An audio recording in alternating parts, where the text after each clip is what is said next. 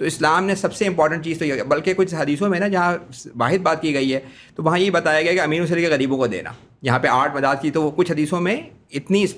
Focus کیا گیا ہے، اس لیے کہ غربت ہے نا یہ اتنی خطرناک چیز ہے کہ نبی کریم صلی اللہ علیہ وسلم نے فرمایا کہ غربت جو ہے وہ کفر کی طرف لے کے جاتی ہے، اور ایک جگہ آپ نے دونوں کو برابر کر کے دونوں سے پناہ مانگی کہ غربت سے بھی اور فقر سے بھی۔ حضرت عمر کا قول تھا کہ میں اگر غربت کو انسانی شکل میں دیکھتا تو میں قتل کر دیتا، تو اس لحاظ سے 25% تو آپ نے یہاں پہ خرچ کر لیا، ٹھیک ہے۔ اس کے بعد پھر ایک جو ہے وہ جو گورنمنٹ کا اپنے جو خرچے ہیں،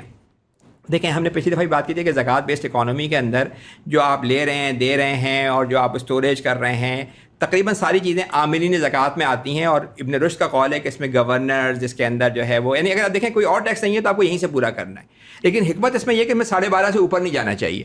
پھر اس کے بعد جو ہے وہ جب یہ عاملین زکوٰۃ کے علاوہ جو ہے توسع مؤلفۃ القلوب، یہ وہ ہیں کہ جن کو اسلام کی طرف راغب کرنا ہے، جن کو ریاست کو جو ہے وہ یعنی اپنے ساتھ ملانا ہے، اور کوئی ان کے ساتھ مسئلہ ہے، ان کو بلوچ لوگ ناراض ہیں، ہاں بالکل، ان لوگوں کو وہ مؤلفۃ القلوب میں آتے ہیں۔ یہ گرانٹ اور سبسڈیز، ان کو تحفے دینا، ان کے لیے یونیورسٹیاں، ان کے لیے یونیورسٹیوں میں سیٹیں مقرر کر دینا، یہ ساری چیزیں۔ مثال طور پر افغانستان میں بھی کینسر اسپتال بنانا چاہ رہی ہے خیبر کی گورنمنٹ، اس میں یہ وہ چیزیں آئیں گی، ایسی چیزیں جہاں پہ کے تعلقات۔ ریاست کو سمجھنا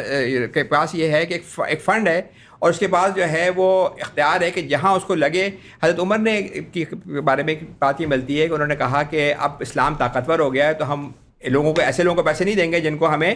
اپنی طرف، یعنی جن کے نقصان سے بچنا ہے، ان کو نہیں دیں گے، لیکن یہ نہیں ہے کہ اس سے مستقل ختم کر دیا۔ اس وقت اسلام طاقتور تھا، آج کوئی حدیث یا قرآن کی آیت موجود ہے تو آپ کا یہ پورا ایک ہیڈ موجود ہے جہاں ریاست خرچ کر سکتی ہے۔